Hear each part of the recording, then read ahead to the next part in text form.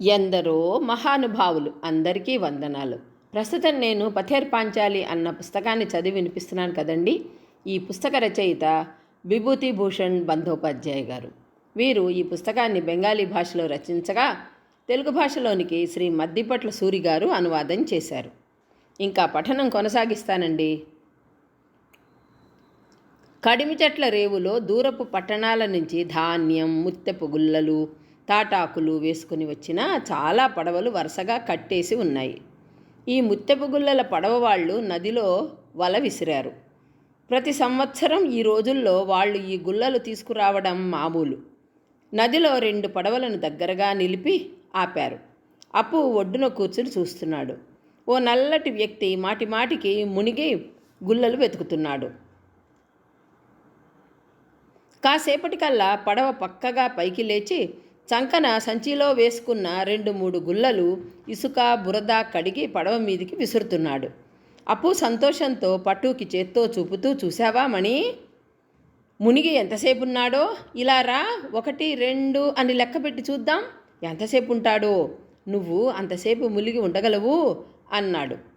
ఒడ్డు మీద నుంచి నీటి మీదకు గరిక మొలిచి ఏటవాలుగా ఉన్న చోట అక్కడక్కడ కొయ్యమేకులు పాతి పడవల్ని కట్టి లంగర్లు వేశారు. ఈ నావికులు ఎన్ని ఊళ్ళు దాటి వచ్చారో, ఎన్ని నదులు కాల్వలు దాటి వచ్చారో. సాగర సంగమాలకి సమీప ప్రదేశాల్లో ఎన్ని చోట్ల సముద్ర ఆటు పోటులను పట్టుకొని వచ్చారో. ఈ సంగతులన్నీ వాళ్ళ దగ్గర కూర్చుని అడిగి తెలుసుకోవాలని ఉంది అప్పుకి. వాడికి నదుల మీద సముద్రాల మీద తిరగాలని మహా కోరికగా ఉంది. అంతకంటే ఇంకేమీ అక్కర్లేదు వాడికి. సురేష్ పుస్తకాల్లో వివిధ దేశాల నావికుల కథలు చదివినప్పటి నుంచి వాడికి ఈ వాంఛ ఎక్కువైంది. అపు పటు ఇద్దరు పడవల దగ్గరికి వెళ్ళి, ఏయ్ పల్లెకారి, ఈ తాటాకులు ఎలా ఇస్తారు? ఈ ధాన్యం పడవ ఎక్కడి నుంచి వచ్చింది? ఏ ఊరిది? ఎటువైపున? ఇక్కడికి ఎంత దూరం? ఏయ్ పల్లెకారి అని అడగడం మొదలెట్టారు. అపూదా, మన చింతలతోపు దగ్గరికి ఒక డింగి చూసి వచ్చాను, అందులో ఎక్కి కాసేపు తిరిగొద్దాన్రా అన్నాడు పటు. ఇద్దరూ అక్కడికి వెళ్ళి కట్టేసి ఉన్న చిన్న డింగీని విప్పి ఒక్క తోపు తోసి అందులో ఎక్కి కూర్చున్నారు. నీటి మీద నుంచి చల్లటి ఏటి గాలి వీస్తోంది.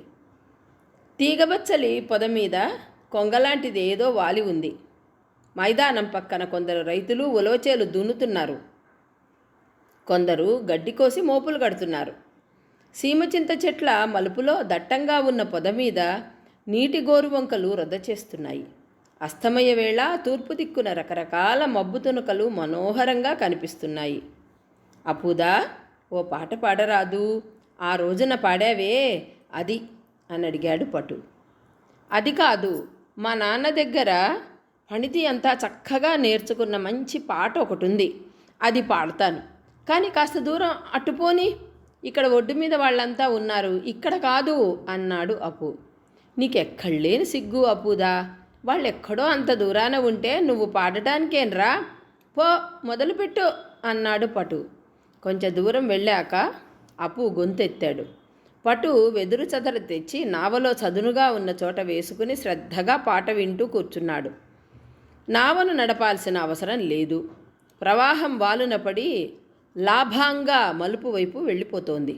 అప్పు పాట శాంతం కాగానే పటు ఒక పాట అందుకున్నాడు. అప్పుడు అప్పు నడపసాగాడు నావను. చాలా దూరం వచ్చింది నావ. లాభంగా మలుపు కనిపిస్తోంది. అప్పుడే పటు హఠాత్తుగా స్టేషన్ వైపు వేలితో చూపుతూ, అపూదా, మబ్బు ఎలా కమ్ముకొస్తోందో చూడు, ఇప్పుడే పెద్ద గాలి వచ్చేటట్టుంది, నావని వెనక్కి మళ్ళిద్దామా అన్నాడు. వస్తే రాని గాలి, గాలిలోనే నడుస్తుంది నావ, పాట పాడుకుంటూ వెళ్తుంటే బాగుంది, ఇంకొంచెం దూరం వెడదాం అన్నాడు అప్పు. ఇలా మాట్లాడుకుంటూ ఉండగానే మాధవపురం మైదానం వైపుగా నల్లటి మబ్బులు కొట్టుకుని వచ్చి ఆకాశమంతా కమ్మేశాయి. వాటి నల్లటి నీడ నది నీళ్లల్లో కనిపిస్తోంది. పటు ఆదుర్దాగా ఆకాశం కేసి చూస్తూ కూర్చున్నాడు. ఎక్కడో దూరాన్నించి జుయ్యమని ధ్వని ప్రారంభమైంది. ఆ అస్పష్టమైన ధ్వనితో పాటు పక్షుల కలకలాలు ప్రారంభమైనాయి. చల్లగా నీటి గాలి కొడుతోంది. నేల ఎండి ఎండి తడిసిన వాసన వస్తోంది. చూస్తూ చూస్తూ ఉండగానే చెట్ల చివర్లను ఊగించేస్తూ కొమ్మలను విరిచేస్తూ పెద్ద గాలి దుమారం ప్రారంభమైంది. నదిలో నీళ్లు నలుపెక్కాయి. ఒడ్డున ఉన్న చెట్ల కొమ్మలు విరిగిపడేందుకు సిద్ధంగా ఉన్నాయి. తెల్లటి కొంగల పిండు నల్లటి ఆకాశం కిందుగా వరుసగా ఎగిరిపోతున్నాయి. అపు హృదయం వికసించింది. ఆ ఉత్సాహోద్వేగాల్లో చుక్కానిని విడిచిపెట్టేసి ఆ పెనుగాలికి తన్మయుడై కూర్చున్నాడు. పటు ఒడిలోని గుడ్డను గాలికి ఎదురుగా పట్టుకునేసరికి పెద్ద బుడగలా అయిందది. మరీ ఎదురుగాలి ఇది అపుదా. నావ ఇంక ముందుకి పోలేదు. కానీ ఒకవేళ తల్లకిందులైతే ఇంకా నయం. సునీల్ని కూడా వెంట పెట్టుకొని వచ్చాం కాదు అన్నాడు పటు. కానీ అపు పటు మాట వినిపించుకోనే లేదు.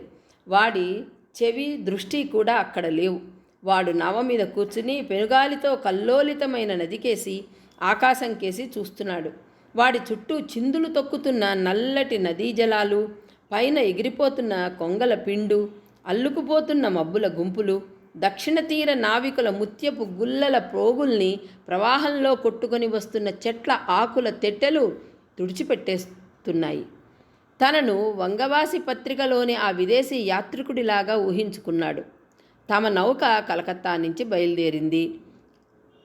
వంగోపసాగరం దగ్గర సాగర ద్వీపాన్ని దాటి సముద్ర మధ్యంలో ఉన్న చిన్న చిన్న ద్వీపాలని ఎన్నిటినో దాటి సింహళ ద్వీపం దగ్గర కొబ్బరి తోటల శోభను చూస్తూ ఈ అద్భుత దేశంలోని సుందర పర్వతాలను దిగంతంలోకి నెట్టి అస్తమయ సూర్యుని స్వర్ణకాంతులతో అభిషిక్తమవుతూ నూతన దేశాల్లోని కొత్త కొత్త దృశ్య పరివర్తనల మధ్య నుంచి వెళ్ళిపోతోంది.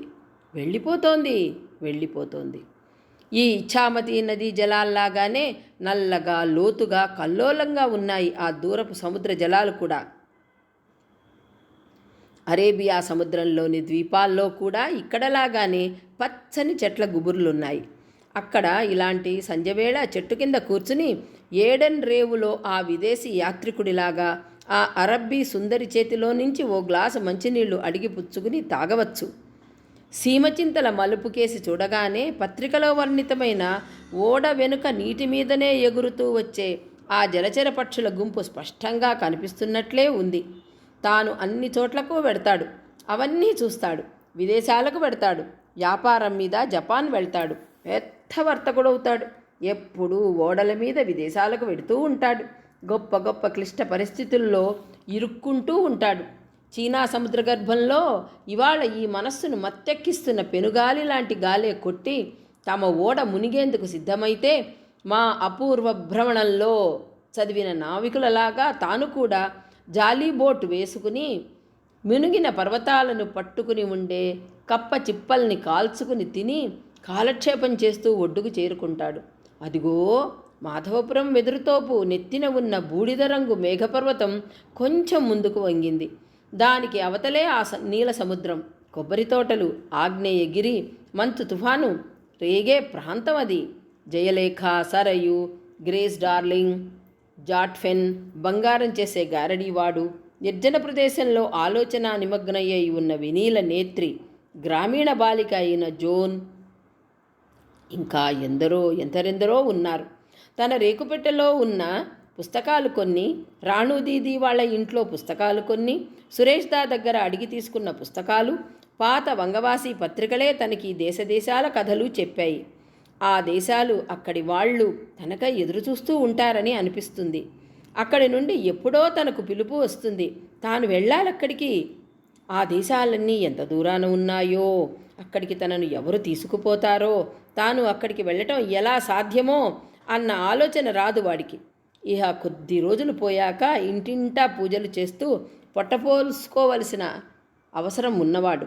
రాత్రిళ్ళు చదువుకోవటానికి దీపానికి చమురు కావాలంటే తల్లి చేత చీవాట్లు తినవలసి వచ్చేవాడు. ఇన్నేళ్ళు వచ్చినా స్కూలు మొహం ఎరగనివాడు. మంచి గుడ్డలు, మంచి వస్తువులు అంటే ఎలా ఉంటాయో తెలియని అమాయకుడు, అవ్యక్తుడు, సహాయ సంపత్తులు లేనివాడు. అయినా ఈ గ్రామీణ బాలకుని బృహత్తర జీవితానందంలో పాలు పంచుకోవటానికి రమ్మనమని ఎవరూ ఆహ్వానించలేదు. ఎవరు ఆహ్వానించేది? ఈ ప్రశ్నలన్నీ మనసులో రేకెత్తితే వాడి భావన రథవేగం, ఆశాపూరితమైన జీవిత యాత్ర మీద వాడికి ఉన్న అణుచుకోరాని వ్యామోహం సమస్త విధ భయ సందేహాల్ని జయించగలిగేవేమో. కానీ వాడికి ఆలోచనలే తలెత్తలేదు. వాడికి వచ్చే ఆలోచన ఇదే: పెద్దయితే చాలు, అన్నీ వనకూడతాయి. ముందుకు సాగిపోగలిగితే చాలు, అన్ని అవకాశాలు మార్గమధ్యంలోనే సమకూరుతాయి. పెద్దవాడం అవడం ఒక్కటే ఇప్పుడు తరువాయి. పెద్ద అయితే తనకి అన్ని సదవకాశాలు కలిసి వస్తాయి కదా. అన్ని వైపుల నుంచి అందరూ ఆప్యాయంగా పిలుస్తారు తనని. తాను ప్రపంచాన్ని, ప్రజలని అర్థం చేసుకున్న తరువాతే దిగ్విజయ యాత్రకి వెడతాడు. మనోహరమైన భవిష్యత్ జీవిత స్వప్నంలో మునిగి తేలుతూ ఉంటే ఆ మిగిలిన దూరం కాస్త దాటిపోయింది. వర్షం రాలేదిహ. ఆకాశంలోని మబ్బులన్నిటినీ ఆ పెనుగాలి చెదరకొట్టేసింది. ఆకాశం నిర్మలంగా ఉందిప్పుడు. చింతలతోపు రేవులోకి వచ్చి నావ ఒడ్డుకు చేరంగానే వాడికి ఆ మైకం వదిలింది. నావని కట్టేసి ఆ వెదురు చెట్ల దారినే హుషారుగా ఈల వేసుకుంటూ ఇంటికి బయలుదేరాడు. వాడు వాళ్ళ అమ్మలాగా, అక్కలాగా కళ్ళు కనడం నేర్చుకున్నాడు. అప్పు అసలు నిద్రపోలేదు, మేల్కొనే ఉన్నాడు. కళ్ళు మూసుకుని పడుకుని వాళ్ళ అమ్మ నాన్న మాట్లాడుకున్న మాటలన్నీ విన్నాడు. వాళ్ళు ఇక్కడ కాపురం ఎత్తేసుకుని కాశీ వెళ్ళిపోతున్నారు. ఇక్కడికంటే కాశీలో ఎంత సదుపాయంగా ఉండేది నాన్న అమ్మతో చెబుతున్నాడు. నాన్న చిన్నప్పుడు అక్కడ చాలా కాలం ఉన్నాడు. అక్కడ అందరితోనూ నాన్నకు పరిచయం, స్నేహం ఉన్నాయి. అందరూ ఆయన్ని గుర్తించి గౌరవిస్తారు. వస్తువులు కూడా చాలా చౌక. అలాంటి బంగారు దేశంలో ఎవరికి ఎప్పుడూ దరిద్రం అనేదే ఉండదు. ఇక్కడ ఏముంది, 360 రోజులు దరిద్రమేగా. ధైర్యం చేసి అక్కడికి వెళ్ళామంటే కష్టాలన్నీ గట్టెక్కినట్లే అన్న భావాన్ని వెలిబుచ్చింది తల్లి. వీలైతే ఆ వేళే వెళ్ళిపోదామనుంది ఆమెకి. ఇంక ఇక్కడ ఒక్కరోజు కూడా ఉండాలని లేదు. చివరికి వైశాఖ మాసంలో వెళ్ళాలని నిర్ణయించుకున్నారు. గంగానందపూర్లోని సిద్ధేశ్వరి ఆలయంలో పూజ చేయించడానికి 3 క్రోసుల దూరం నడిచి వెళ్ళేవాళ్ళు ఎవరున్నారు? అంచేతనే ఇంతవరకు ఆ మొక్కు అలాగే మిగిలిపోయింది. ఇప్పుడు ఈ ఊరు విడిచిపెట్టే వెళ్ళే లోపుగా అయినా సరే ఆ మొక్కు చెల్లించుకోవాలి. కానీ ఎంత వెతికినా అక్కడికి వెళ్ళేవాళ్ళు ఎవరూ దొరకలేదు. నేను వెళ్ళి పూజ చేయించొస్తాను, ఆ ఊళ్ళో అత్త కూడా ఉందిగా, వాళ్లతో ఎప్పుడూ పరిచయం కూడా లేదాయే, వాళ్ళని కూడా చూసి వచ్చినట్లవుతుంది అన్నాడు అప్పు. పోరా, ఆట్టే వాగకు, నువ్వక్కడికి వెళ్ళొద్దామనే. ఎంత లేదన్నా 4 క్రోసులుంది ఇక్కడికి, ఏమనుకున్నావో అంది తల్లి. అప్పు తల్లితో వాదం పెట్టుకున్నాడు. నేను ఎప్పుడు ఇలాగే ఇంట్లోనే కూర్చుంటానా? ఎక్కడికి వెళ్ళలేననేనా? నాకేం కళ్ళు లేవా, కాళ్ళు లేవా, చేతులు లేవా? అన్నీ ఉన్నాయిరా. గంగానందపూర్ తానొక్కడూ వెళ్ళి రాగలడు, గొప్ప ధైర్యశాలి కదూ అంది తల్లి. చివరప్పుకు అప్పు బలవంతం వల్ల వాడినే పంపటమైంది. సోనాడాంగా మైదానాన్ని మధ్య నుంచి చీల్చుకుంటూ పోయే నాటు దారి అది. దారికి అటూ ఇటూ వట్టి జిల్లేడడవి. తెల్లగా పొడుగ్గా ఉండే సన్నటి కొమ్మలు పూల బరువుకి వంగి కింద పచ్చిక మీద ఆనుతున్నాయి. దారి పొడుగునా ఎక్కడా ఒక్క పిట్ట కూడా లేదు. మిట్ట మధ్యాహ్నం కాలేదు ఇంకా. అప్పు కాళ్ళు కింద గరపనేల వేడికి కాస్త చురుక్కుమంటున్నాయి. చమ్మగా ఉంది వాడికి. దారి పక్కల్ని చెట్ల గుబురుల్లో ఏవో పూలు విరగబోసి ఉన్నాయి. తుమ్మ చెట్లకి, జమ్మి చెట్లకి కొత్తగా పూసిన పూలు సూర్యుడికి అభిముఖంగా తిరిగి ఉన్నాయి. చిన్న చిన్న చెట్లకి ఏవో మేడిపళ్ళ లాంటి మెరిసిపోయే పళ్ళు అపరిమితంగా ఉన్నాయి.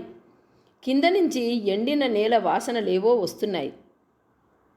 వాడు మధ్య మధ్య వంగి పొదల్లో వెతికి వెతికి బైంచి పళ్ళు కోసుకుని చేత్తో కుట్టిన ఎర్ర సాటిన్ చొక్కా 2 జేబుల నిండా పోసుకుంటున్నాడు.